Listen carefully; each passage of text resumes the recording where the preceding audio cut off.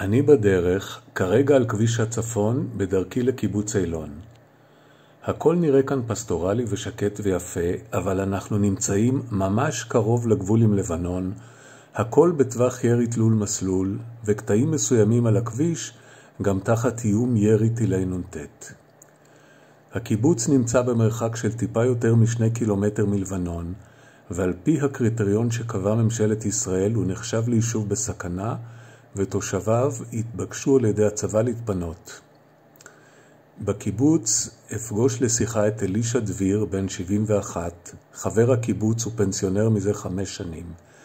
לפני שיצא לפנסיה, אלישע עסק בין היתר בהדרכת גרפיקאים בתוכנות מחשב ובתכנות, יישום והטמעה של מערכת סאפ. את אלישע אני מכיר כבר הרבה שנים, מאז השירות הסדיר, שם הצטלבו דרכנו כאשר שירתנו באותה פלוגת טנקים במובלעת הסורית בחורף 74. היכרותי איתו חודשה לפני שנה בעקבות פעילות משותפת בתנועת מחאה. בנוסף לאלישע תתראיין גם אשתו איילה. לפני 7 באוקטובר עסקתי בפיתוח הלימודים שלי, אני לומד לאייר ולצייר בכלי AI, בתוכנת AI, והייתי מעורב בקבוצה של לוחמי כיפור 73, קבוצת מחאה שהתנגדה לרפורמה והשתתפה בכל מיני פעילויות על מנת לקצר את שלטונה של הממשלה הנוכחית. כשהמלחמה פרצה,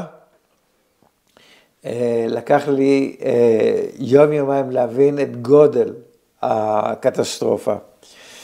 ופתאום הבנתי שיש לנו משהו שהוא יותר רציני אפילו ממה שהיה לנו במלחמת יום כיפור.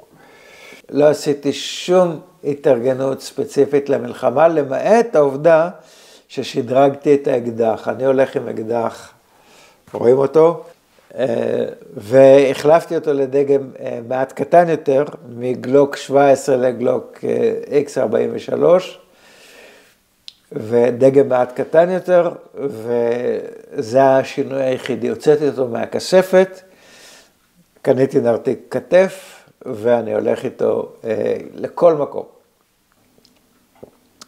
קיבוץ אילון התפנה יום אחרי פריצת המלחמה, בהתחלה הוכרז על פינוי ל48 שעות, המועצה הכריזה ולאחר מכן זה נמשך וקיבלנו הכרה בתור יישוב שנמצא 2.2 קילומטר מהגבול, וקיבלנו גם את המשאבים. בקיבוץ, קיבוץ שהיו בו 1,400 איש, נשארנו פחות מ100 איש, זה הערכה שלי, אין לי מספרים מדויקים. מתוכם, חלק גדול זה כיתת הכוננות, אלה אנשים חיילים שמגויסים בצו 8, רובם מהקיבוץ, אבל יש גם חלק שהגיע מבחוץ. כמובן שלחיילים האלה נשארו בלי המשפחות שלהם, אין ילדים ביישוב, אין פה בכלל אנשים ילדים, אין מסגרות, מסגרות החינוך בתוך היישוב אינן לגמרי, ונשארו פה גם כמה אנשים שמתפעלים את הענפים במשק, בעיקר המשק החי וענפי הצומח.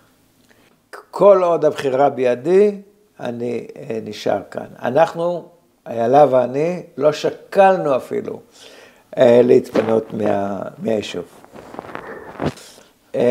היו ניסיונות לדבר על ליבי, שגם אני אעזוב, כי הנוכחות שלי מפריעה לכיתת הכוננות להגן על היישוב, אבל לא לחץ מסיבי, כי יש לצבא אמצעים להכריז על האזור הזה כשטח צבאי סגור, להעמיס אותי על משאית ולזרוק אותי איפה שהם רוצים. לשם עוד לא הגענו. אין לי ממ"ד בבית. הקירות פה הם בעובי 30 סנטימטר בטון מזוין, הם בנויים אחלה, אשכרה בסטנדרט של ממ"ד, אבל יש דלתות וחלונות, כך שיש מקומות בדירה ברגע שיש אזעקה, שאם אתה יושב בהם, אתה לא תיפגע. אם יחזור התרחיש שהיה בדרום של פריצה של כוחות רדואן שעברו את הגבול, ינסו לכבוש פה כמה יישובים, התרחיש הזה נראה דמיוני. בכל מקרה, לאירוע כזה, אם יקרה, אני לא עומד לשבת מול הדלת ולשאול את עצמי אם אפשר לפרוץ אותה בביתה או טיל נונטט או מטען קטן, אלא אני יוצא החוצה, תופס לי איזושהי עמדה עם האקדח שלי, ואז אני לוקח איתי את כל התחמושת שיש לי, לא כמו עכשיו, שאני לוקח רק מחסנית אחת, ואין לי מספיק תחמושת. הניסיון שלי לקנות תחמושת מהמדינה עלה בתוהו, נדחיתי. 3 חודשים אחרי שביקשתי השלמה של כדורים ל100 כדור, מה שהחוק מאפשר לי, נדחיתי על ידי האגף לרישוי כלי ירייה של משרד ביטחון הפנים, שמחלק כלי נשק ותחמושת לכל זב חוטם ומצורע בשטחים. לי את בקשתי הוא דחה, ואני נשארתי עם כמות של משהו כמו 35 כדורים.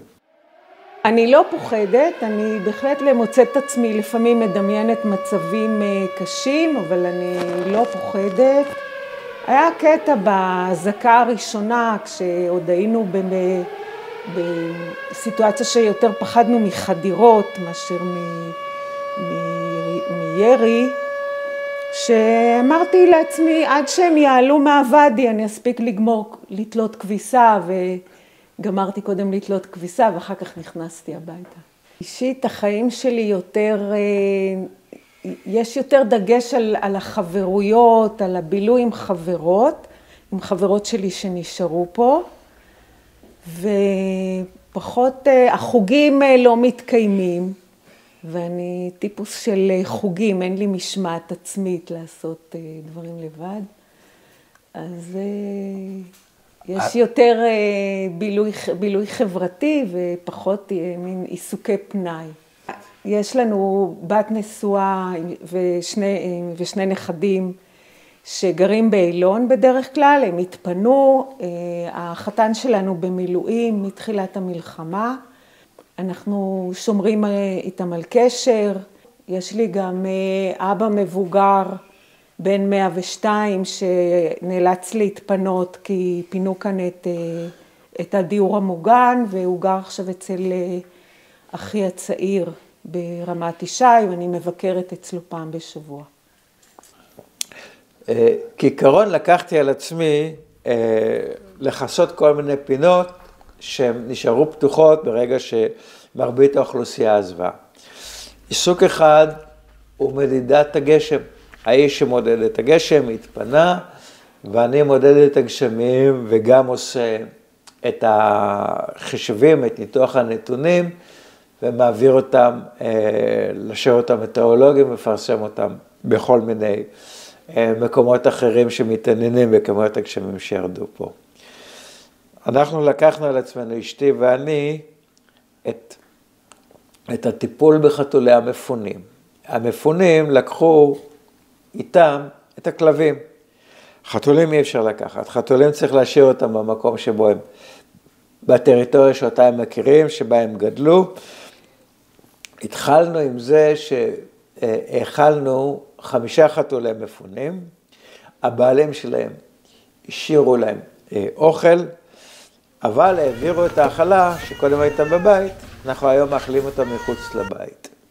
כתוצאה מכך, חתולי הרחוב שראו את האכלה, ואנחנו מגיעים כל יום בשעה קבועה, הצטרפו, לכן קיבלנו מסמדר אביב, מנהל את עמותת כל החתולים, קיבלנו אוכל, והיום אנחנו מאכילים משהו כמו 25 חתולים, חתולי רחוב בנוסף לחתולי המפונים.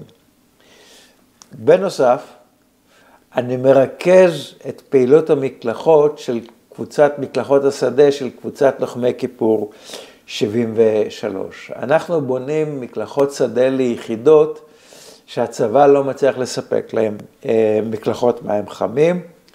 אנחנו מטפלים, מספקים מקלחות כאלה מסוגים שונים, שמתאימים למקום שבו היחידה נמצאת גם בחזית הצפונית, בעיקר ברצועת עזה, בעוטף עזה, יחידות שנכנסות לעזה, שהן בתוך עזה הן פחות מתקלחות, אבל כשהם יוצאים לשטחי כינוס, הם רוצים להתקלח, ואנחנו מביאים להם שם מקלחות, גם מקלחות שדה, נייחות, מפזרים ביחידות, וגם מקלחות ניידות, שמקלחות את החיילים כשהם יוצאים לשטחי כינוס. קצת לפני שהתחילה המלחמה, התחלתי ללמוד את הנושא של AI, ייצור תמונות בעזרת בינה מלאכותית, ואני עושה כל יום, אני מייצר לפחות 2 תמונות, אחת מהן קריקטורה, השנייה איזושהי תמונה חופשית שאני עושה, ואני נהנה מזה שיגעון.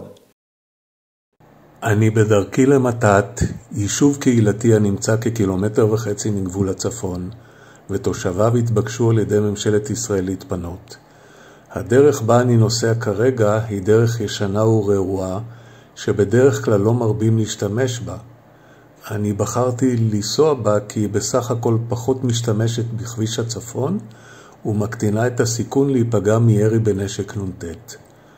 עד כה נורו באזור מתת כמה פעמים טילי נ"ט. המטרה העיקרית היא משטרת סאסא הממוקמת בכניסה ליישוב מתת, אבל טילי נ"ט נוספים נורו באזור היישוב, ואחד מהם אפילו גרם למותו של חקלאי מגשר הזיו. אני נוסע לפגוש את ערן עברון, תושב מתת בן 70, פנסיונר, ראשון התושבים במתת, אליה הגיע עם אשתו אורית בשנת 1979. עבד מאז כמגדל עזים במרעה טבעיים, ובנוסף כאחראי על ביטחון היישוב במשך הרבה שנים. ממשיך להחזיק את עדר העזים עד היום כחלק מפרנסה וכדרך חיים. את ערן אני מכיר משירות משותף במילואים באזור גבול הצפון, שם הוא היה מפקד הגדוד שלי. בתור מי שמגדל עזים, או כל בעלי חיים, בייחוד בשטחי מרעה, שזה בעצם שטחים גדולים שהם מגודרים, ובעלי החיים מסתובבים שם במשך היום, כל יום בשנה. בעצם רוב העיסוק שלי הוא מחוץ לבית, בשטח, לפעמים ברגל, לפעמים ברכב, בכל האזור שמסביב למתת, עד גבול הלבנון ודרומה. זה אומר להיות רוב הזמן בשטח, בדרך כלל בשקט של הטבע, ולטפל בעזים, לטפל בזה שהם יהיו שלמות, ישתו, יאכלו, לא יברחו מהשטח. זאת בעיקר העבודה. מסביב לזה יש את העניין של תחזוקת המשק והבית, זה משהו שאני עושה בעצמי בדרך כלל, משתדל לעשות בעצמי. אם זה בנייה של גדרות ותיקונים, ובנייה של מבני משק, וכל הדברים האלה. לפני שתפסה אותנו המלחמה הזאת, אני רק אציין שכמובן במשך כל התקופה שלנו כאן במתת, חווינו אירועים ביטחוניים מכל מיני סוגים. תמיד היינו יישוב צמוד גדר,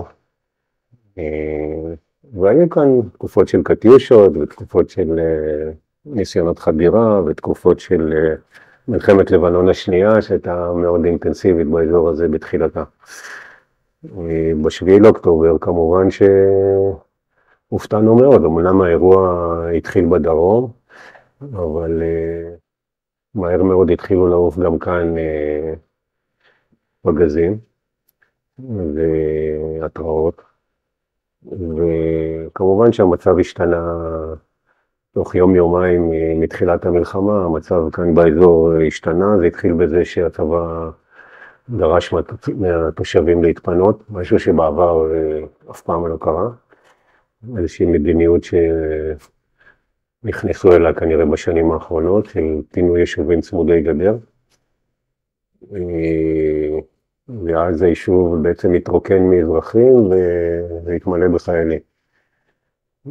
שבאו, חיילי מילואים שבאו לתגבר פה את היישוב ואת הסביבה. והגיע למצב שבעצם בשלב מסוים נשארנו פה 3 זקנים, וחוץ מחברי כיתת כוננות וחיילים, בעצם לא היו פה שום אזרחים אחרים. במהלך המלחמה, שנמשכת כבר כמעט 4 חודשים, דברים קצת השתנו, וחלק מהאזרחים, בייחוד הגברים, חזרו הנה או חוזרים בבוקר ונוסעים בערב, עם כל אחד והסידורים שלו. נכון להיום יש כאן סדר גודל של 40 אזרחים, מתוך נדמה לי 260 ומשהו נפשות שבדרך כלל יש כאן. ובעצם זה מקום שנראה מקום נטוש. אם אנחנו יורדים 3 קילומטר דרום מכאן, אנחנו כאילו חוזרים לסיביליזציה והכל נראה אחרת.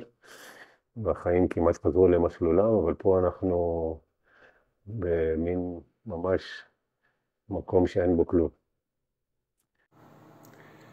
איך השתנו החיים שלך מאז פרצה המלחמה? אני משתדל פחות לנוע בשטחים שהם חשופים לגבול עם העדר שלי, כדי לא להיחשף לירי. אני משתדל, לא תמיד זה מצליח, לפעמים העיזים הולכות למקומות שהם כן חשופים. והדבר השני שלקחתי על עצמי זה לנסות לסייע לחיילים שנמצאים כאן באזור, ולשפר ככל שאני יכול את תנאי החיים שלהם. יחד עם חברים נוספים ארגנו פה 3-4 מקלחות לפחות לחיילים שנמצאים בשטח ואין להם את האפשרות להתקלח בצורה נורמלית. אנשים כאן מהיישוב וגם אשתי בתוכם מכינים איזשהו תבשיל חם או מרק חם או איזשהם פירות או כל מיני צ'ופרים לחיילים ומביאים להם את זה. ובכל מיני דברים קטנים אחרים עד כמה שאנחנו יכולים. זה בעצם השינוי העיקרי. מבחינת מיגון נגד ארטילריה או ירי תלול מסלול, אלה שבנו כאן כבר בתי קבע וגרים בהם, כמובן שאנחנו מהראשונים שבנו, יש לנו בתים שחלקם מה שנקרא בנייה ביטחונית, זאת אומרת חלק מסוים מהבית בנוי מקירות ותקרת בטון, ויש לנו מקלטים תת-קרקעיים, כמובן לפי התקנים, והם בהחלט מיגון מענה טוב והולם, אולי יותר טוב ממה שיש לרוב תושבי ישראל. אנחנו כמובן כבר השתמשנו בהם במהלך המלחמה, וקורה כל מספר ימים שאנחנו צריכים להיכנס לשטחים מוגנים. ויש את האחרים שגרים במבנים זמניים, בכל מיני קרוונים או מבנים יבילים אחרים שגם יש כאן ביישוב, והם כמובן חסרי מיגון לחלוטין, והמצב שלהם הוא שונה לגמרי. היות ואנחנו נמצאים כל כך קרובים לגבול, אז בעצם אין כאן התראה על נפילה. גם אם התראה מופיעה בצורה של אזעקה, בעצם אין לך זמן לברוח. אז אם אתה בתוך הבית אתה בסדר, ואתה ככל יכולתך נכנס לתוך המקלט, אם אתה מחוץ לבית פשוט תשכב על הרצפה, אפילו אם אתה בחצר. אין לך זמן לרוץ לתוך הבית ולהיכנס למקלט. אתה נשכב על הרצפה, וזה קרה לי גם לא מעט פעמים בשבוע האחרונים, גם ליד הבית וגם בחוץ, בשטחים. ולפעמים אתה שומע את הנפילה של הפגז יחד עם האזעקה, ולפעמים גם אין בכלל אזעקה, ואתה שומע את הנפילה של הפגז. זה המצב פה כשאתה כל כך קרוב לגבול. מבחינת חשיפה לירי נ"ט, זה כמובן אירוע שהוא חדש לנו במלחמה הזאת, הוא לא היה קיים בשנים הקודמות. וזו אכן בעיה, ואני לפחות מכיר את השטח ומכיר את יכולות הנ"ט, ומאיפה פחות או יותר אפשר גם לשגר אותם, ובהתאם לזה אני מחשב את התנועה שלי כשאני מחוץ לבית. אני ממש לפעמים סופר שניות של נסיעה ומוצא מתכנן לי את הדרך לפי נקודות המסתור, בהתאם למה שהנ"ט, לפחות זה שיש להם כרגע, זה שהם משתמשים בו כרגע, אולי יש להם גם דברים שהם עוד לא משתמשים. ואני מקטין לעצמי את סיכויי הפגיעה, כבר יצא לי לעבור ליד טיל נ"ט שהתפוצץ לא רחוק. וכמו שאמרתי לך, הבסיס שלידינו חטף כבר כמה פעמים טילי נ"ט. נשק אישי היה לי עד חודש לפני המלחמה, ואז הצבא החליט לקחת לי אותו. יש לי אקדח פרטי, לא יודע מה הוא יתרום או מה הוא יעשה, אבל הוא ישנו, הוא איתי כל הזמן. נזקים פיזיים של פגיעות פיזית בבתים או בתשתית של היישוב לא היו לנו. היו קרוב מאוד, אמנם הייתה פה נפילה ביישוב, אבל היא לא גרמה לנזק משמעותי. אנחנו צמודים מאוד לבסיס שאנחנו, הוותיקים שבינינו קוראים לו משטרת סאסא, אבל הוא איזשהו מחנה צבאי, הוא ממש חלק מהיישוב. והבסיס הזה הוא מטרה לירי של חזבאללה, הוא כבר ספג לא מעט טילי נ"ט. וכן, יש בו גם נזק פיזי. דבר נוסף שקרה זה שהתחילה כאן תנועה מאוד רצינית של צבא בתוך שטחי המרעה שלי. נפרצו לי דרכים שאמורות לשרת את הצבא מתישהו, ובהחלט משנות את היכולת שלי לתפקד כאן באופן רגיל, ובכלל מטילות צל על היכולת שלי להמשיך להחזיק את העדר שיש לי כרגע, אבל אלה דברים שנצטרך עוד לראות אותם ולראות כמה באמת תהיה השפעה שלהם.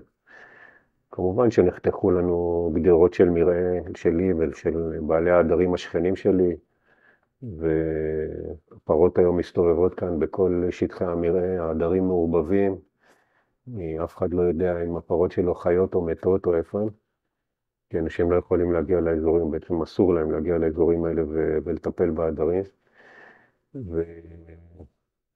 יש המון נזקים במטעים, שפרות נכנסות לתוך מטעים, שהצבא פרץ את הגדרות שלהם, ויש פרות של חיות בתוך המטעים, גורמות לנזק נוראי לעצים.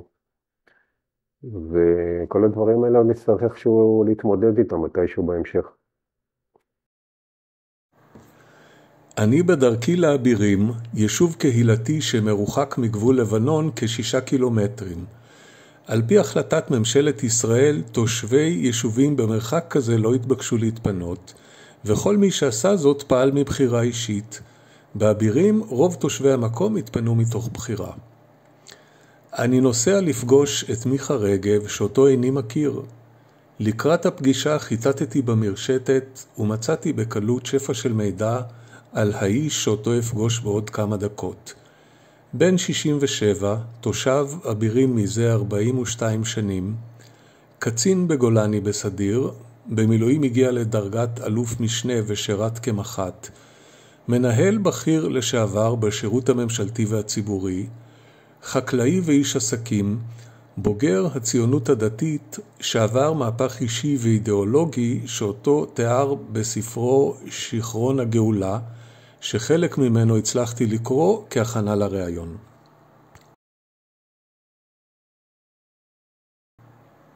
האמת שאני כבר כשנה, נקרא לזה בפנסיה, לא בפנסיה, הקמתי את המשק שלי והרחבתי אותו. יש לי פה במשק סוסים, שזה התחביב הכי נחמד שלי. יש לי עיזים ופרות במרעה, ואני קאובוי של הגיל השני, השלישי, השני וחצי. זה מה שאני עושה היום.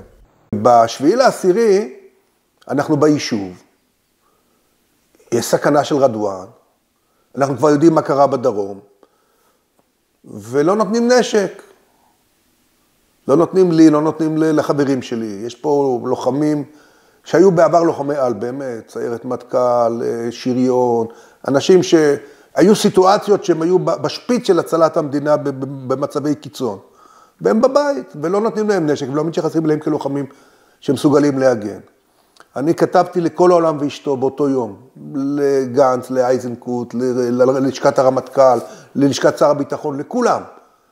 ו3-4 שעות, כנראה שלא רק אני, אבל תוך 3-4 שעות הכל נפתח, הגיעו מחסנים, הגיעו כלי נשק, התארגנו מהר, ולפחות, קודם כל להגן על היישוב. בחודש הראשון, הייתה סוללת תותחים בקרבתנו, גדוד טנקים, 2 יחידות מיוחדות, וירו פה כל הזמן, בעיקר לשמיים, כתוצאה מהתראות על כטב"מים, ועל כל מיני רחפנים שמגיעים מאזור הגבול, וילדים קטנים, שגם ככה יש נפילות, יש יציאות של תותחים, יש ירי נקל של נשק קל כל לילה, בטירוף, כשקליעים נופלים מהשמיים גם על הבתים, כשכיפת ברזל, הזבילים שלה נופלים עלינו. לא ידענו אם תהיה פלישה של רדואן עדיין, לא ידענו. זה היה או שכן או שלא.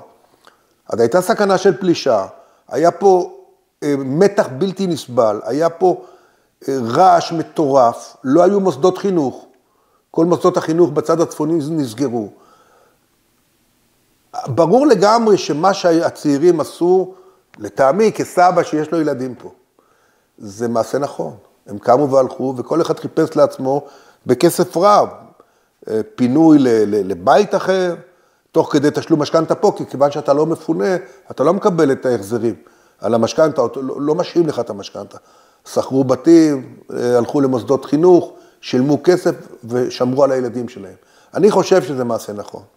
אז כשהגיע הארגומנט הזה, שפתאום מי שנשאר פה להגן, זה בני ה-70, והצעירים בורחים, אז יש עכשיו תירוץ נהדר, למה הצעירים לא בסדר. ואני אומר, תחילו. איך השפיעה נוכחות הצבא על החיים של האנשים כאן ביישוב? בלילות הראשונים זה עורר אימה, כי גם הם היו לחוצים.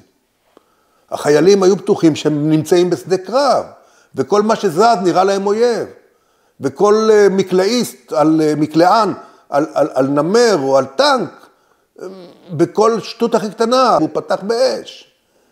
והתחושה הייתה שדה קרב. עכשיו היה יותר גרוע מזה, שיחידה מיוחדת שאתה ביישוב, יוצאת בנשק שלוף עם כדור בקנה החוצה, כי שמעו נשק קל, ויושב שומר שלנו בין העצים, כי הוא גם חושש שמה יבוא איזה חיזבאללה, אז הוא בין העצים, והם רואים אותו בין העצים בלילה, ואוטוטו, 1 על 1, דוץ. גם זה היה, הלילות הראשונים היו קשים. אספר לך סיטואציה, עתליה, כלתנו, הילדים שלה היו בקיבוץ מעגן עם הבעל, והגיע לפה ללילה.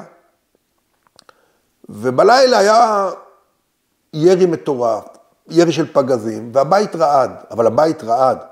והרגשת כאילו ש10 אנשים דופקים על הדלתות, מרוב רעש ומרוב רעידות של הבית.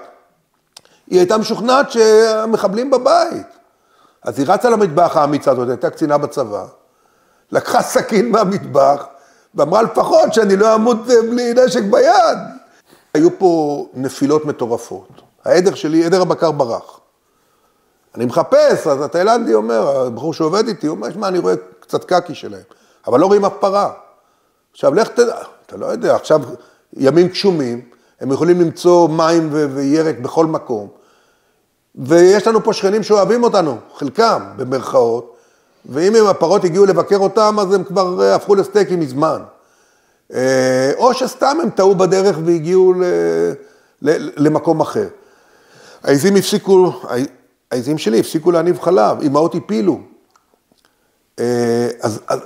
עכשיו, בתוך היישוב היו קצת נפילות, אבל למשל, אזור התעשייה לא ממוגן. וגם מי שרצה לעבוד, יש לו פה מפעלים קטנים, סדנאות. הממשלה אומרת, אתם לא מפונים, אבל אין מיגון, עד היום אין מיגון, 4 חודשים. אנשים לא יכולים לעבוד, אנשים לא יכולים להזמין לקוחות. יש פה בית ספר לנגרות, אי אפשר לפתוח אותו, את המכללה, כי אין מיגון. אז הנזקים הם נזקים עקיפים, אבל הם רחבים. מה אתה עושה מאז פרצה המלחמה? התגייסתי לכיתת הכוננות, אנחנו מתאמנים, אנחנו לוקחים את זה ברצינות, אנחנו יורים, אנחנו עושים לוחמה בשטח בנוי ולוחמה בשטח פתוח ולוחמה בטרור, ושומרים בלילות ושומרים בימים ועושים פטרולים, ואנחנו חיילים, קודם כל, דבר ראשון, אנחנו חיילים, אני כמובן מתחזק את המשק, ברחו התאילנדים, גייסתי עובדים אחרים, התארגנו, אז אני שומר על המשק, ככה מרחוק בעיקר, אבל שומר על המשק, ומחזיק את היישוב. אני חושב שלעזוב יישוב זה פשע. אז אנחנו פה, בני ה-70, בני ה-65, 70, שומרים על היישוב, מחזיקים אותו. ציונות. אני כך מרגיש. יש לך תפקיד בכיתת הכוננות? תראה, קודם כל אני הורדתי, אני אלוף משנה, הורדתי את הדרגות, אמרו לי, אולי תהיה מפקד כיתה? לא. אני חייל, ואני חייל בקבוצה הזאת, למרות שכולם משתמשים בידע שלי, וזה בסדר גמור, כי בסך הכל הניסיון, בכל זאת, אין חכם כבעל ניסיון. אנחנו קבוצה לוחמת, אנחנו יודעים לעשות את העבודה מאוד טוב, ואנחנו נלחם, לא פחות טוב, כיוון שזה קרב הגנה. אני לא צריך לרוץ עכשיו 10 קילומטר ולהסתער, אני צריך להגן על היישוב שלי, לרוץ 100 מטר, לרוץ 200 מטר, ללכת, גם לא צריך לרוץ, תמיד. אנחנו יודעים להגן, יש לנו עמדות ברזל, יש לנו סיטואציות למספר מצבים, ואנחנו יודעים מה לעשות בכל מצב לפי מילת קוד, ואנחנו מגנים על היישוב, ואני מכיר את גולני, הייתי מפקד שם, לוחמים עזים, אנחנו לא פחות רציניים היום, בגיל שלנו, במצב שלנו, יש גם צעירים, בני 40 פה, לא כולם זקנים כמונו. אנחנו יודעים להגן על היישוב, כמובן, לא בלי עזרה מבחוץ, אבל אנחנו יודעים לעשות את העבודה כמו שצריך. לעלות על מדים, עושה לי טוב. הרבה שנים אהבתי את זה, האמנתי בזה, עשיתי את זה, נפרדתי מזה, ופתאום לעלות שוב על מדים ולהיות חייל. זה יותר נעים אפילו מלהיות מפקד. זה עושה לי טוב. אז מהבחינה הזאת, אני כאילו פורח מחדש, כאילו. אני מאמין בצה"ל, אני מאמין במדינה, אני מאמין שננצח ואני אופטימי. ואני אומר, כל משבר כזה, אבל אני אומר את זה גם לצעירים שנראה להם לפעמים שהעולם נחרב. אני אומר, חבר'ה, ממשבר כזה נבנים. אני זוכר את יום כיפור, הייתי בן 17, אנשים אמרו, המדינה נסגרת, והמדינה פרחה. לקח זמן, והמדינה פרחה והשתקמה. אנחנו מהמשבר הזה נצא, ונצא חזקים ומחוזקים בכל הכיוונים. אנחנו נעשה שיהיה טוב.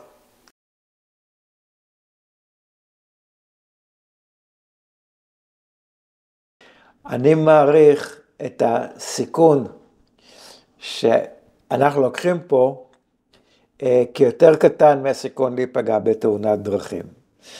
כשאתה עולה על הכביש, אתה לא, כשאתה לוקח את הילדה לחוג, כשאתה נוסע לעבודה, אתה לא מחשב את הסיכוי שתיפגע בתאונת דרכים.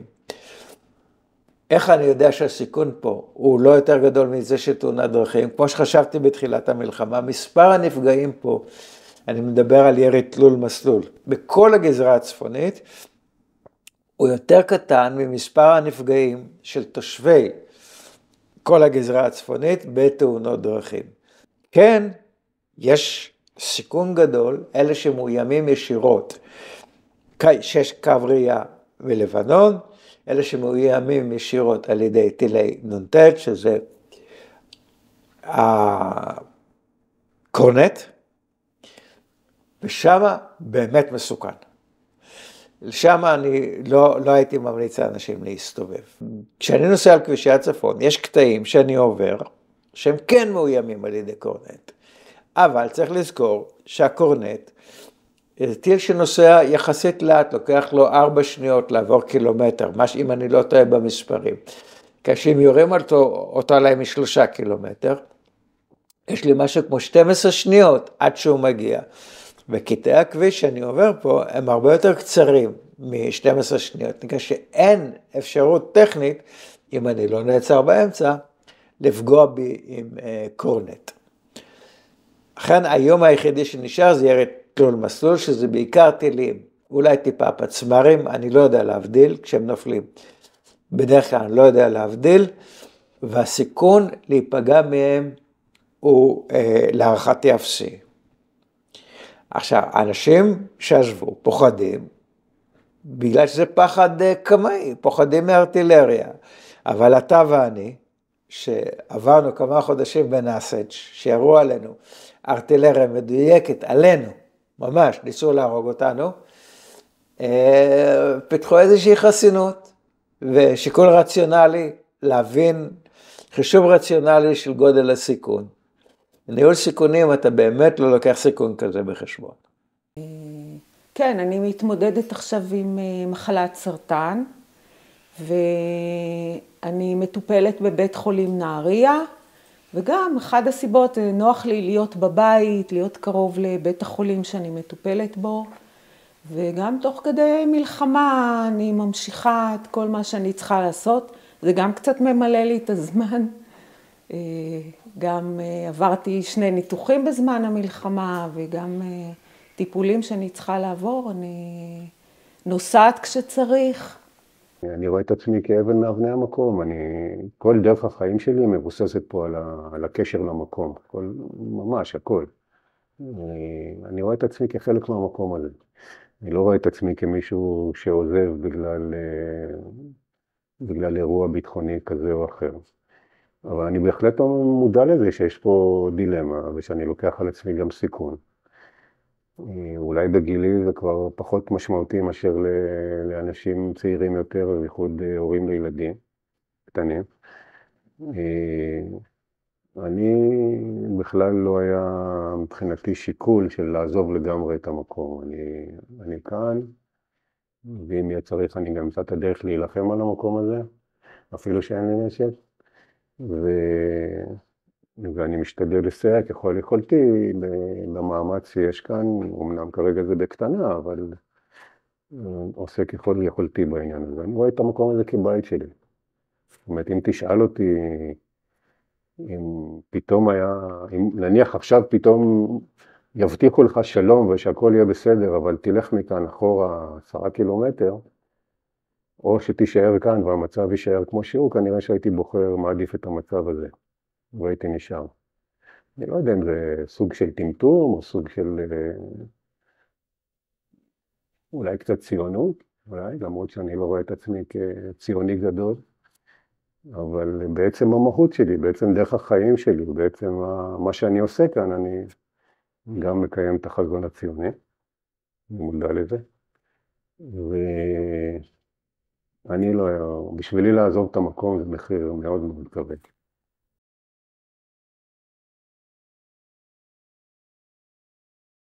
רובה מכוון לראש, עם מזיקים מאחורי הידיים, ומישהו מוליך אותי, כנראה צפונה. זה אולי יגרום לי לפנות את המקום. רק כדי להגן על הנכדים שלי. עליהם אני מוכן, בשבילם אני מוכן לעזור גם את היישוב וגם לא יודע מה.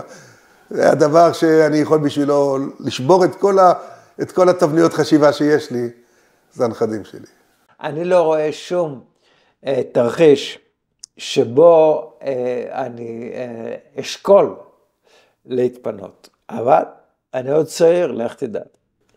כבר קרה שטעיתי. אם יהיה פה תנאים שאי אפשר יהיה לגור פה, נגיד, יפלו טילים בתוך הקיבוץ ולא יהיה בטוח להישאר פה, אז נצטרך להתפנות.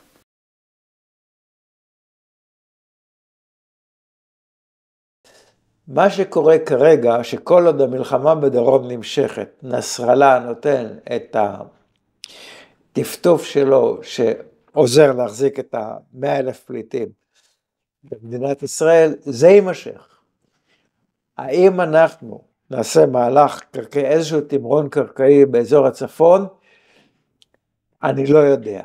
מה שאני יכול להגיד, מבחינת הבנה שלי, שגם אם לא נעשה את זה, התושבים יחזרו לכאן, למרות שכרגע הם מצהירים שהדבר הזה לא ייתכן משום בחינה שהיא. מסיבה מאוד פשוטה, כסף. לכולם השקיעו את מיטב כספם בקנייה של דירות פה. ברגע שיהיה פה מצב מלחמה, או מצב שהיישוב מאוים, הם לא יוכלו לא למכור, ולא להשכיר את הנכס, ולא יהיה להם משאבים לחיות במקומות אחרים. רובם המכריע יחזרו לחיות פה, למרות שהמקום יישאר מאוים על ידי נסראללה חיזבאללה. אני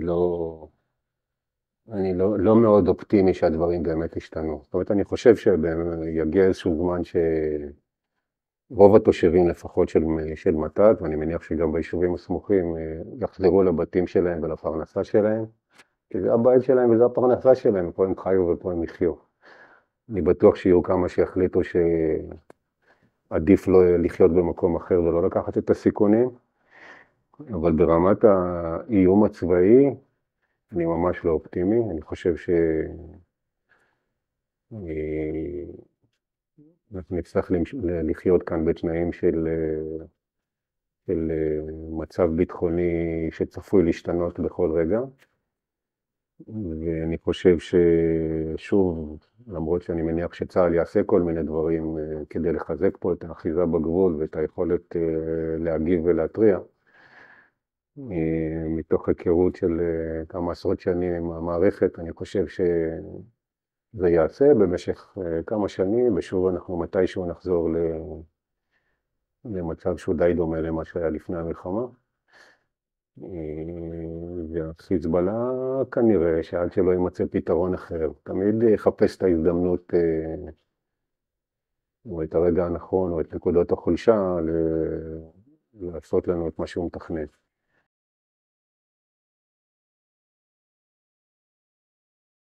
הצבא צריך למצוא את הדרכים, איך להפיק את הלקחים הנכונים מכל האירוע הזה,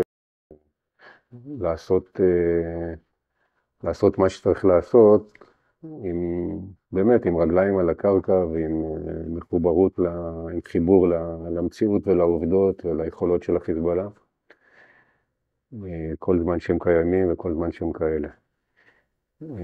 מצד שני אנחנו צריכים לחיות כאן ביישוב ולחיות ביישובים האחרים ולנהל חיים אזרחיים רגילים כאילו שאין פה מצב ביטחוני כזה.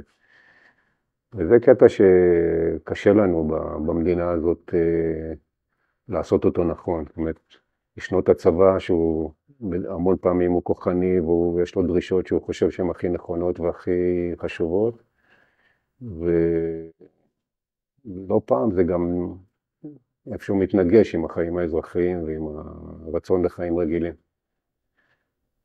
אני לא כך אופטימי, אבל אני מאוד מקווה שנמצא במהלך הזמן את הדרכים לנהל פה, לחזור לחיים רגילים מצד אחד ולהיות יותר בטוחים מהצד השני. תראה, אני חושב שצריך לגעת בשלוש פריפריות כדי לצלוח את המשבר שבו אנחנו נמצאים. קודם כל, הפריפריה הגיאוגרפית. הגליל והנגב מוזנחים ברמה שאם לא נטפל בזה, אז אין מדינה. כי מדינה בלי גליל ונגב היא לא מדינה. אז קודם כל חייבים לטפל בגליל ובנגב ומהר. והדבר השני שצריך לנטרל את שתי הקבוצות שמאיימות היום על הקיום הישראלי, הגנרי נקרא לו. הקבוצה האחת זה המשיחיים. הסיפור הוא שקבוצה משיחית, שאני בא ממנה, רואה לעצמה מדינה אחרת. רואה לעצמה ציונות אחרת, אם בכלל ציונות. זה לא ציונות כל כך, זה יותר יהודיות אחרת. והם רואים תיאוקרטיה משיחית, הם לא רואים פה ציונות, הם לא רואים פה מדינה ליברלית, לא מדינה דמוקרטית, הם רואים פה תיאוקרטיה משיחית, והם מדברים על זה. הם לא מסתירים את זה. אנחנו לא מבינים, אבל הם מדברים על זה. הם לא הרוב בציבור הציוני דתי, הם קבוצת מיעוט, יש מאגר עצום שנמצא בליכוד, במקומות אחרים, שצריך להתחבר אליו, וצריך בבחירות הבאות לא להסתכל על מה שנוח, ונוח זה החרדים, אלא ללכת לימין ושמאל ממלכתי, ולעשות את הקואליציה שם, קואליציה ליברלית, ממלכתית, כדי שלא נגיע למצב שיש 40% חרדים בגיל העבודה והצבא, והמדינה קורסת. הוריי עלו מארצות ערב. זה ישראל השלישית נקרא לזה. בהכללה, זה על הרצף. הקבוצה שלא השתלבה. הם מונעים משנאה, כמו שאמר היועץ של ביבי. חייבים לשים שם הרבה מאוד תשומת לב וגם כסף, ולהכניס אותם למודרנה. אם מדברים על ביטחון, זה צבא יותר גדול, זה יהיה... אני פחות מודאג מהביטחון. תראה, עם כל הכאב הגדול על 7 באוקטובר, סך הכל עם רביעיית F-16 היינו פותרים את הבעיה באותו יום עם טיפה, זאת אומרת, הבעיה הייתה בעיית מודעות ולא בעיית יכולת.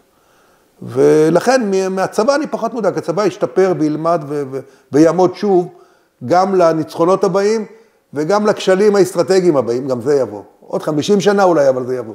לא חסר פה כלום.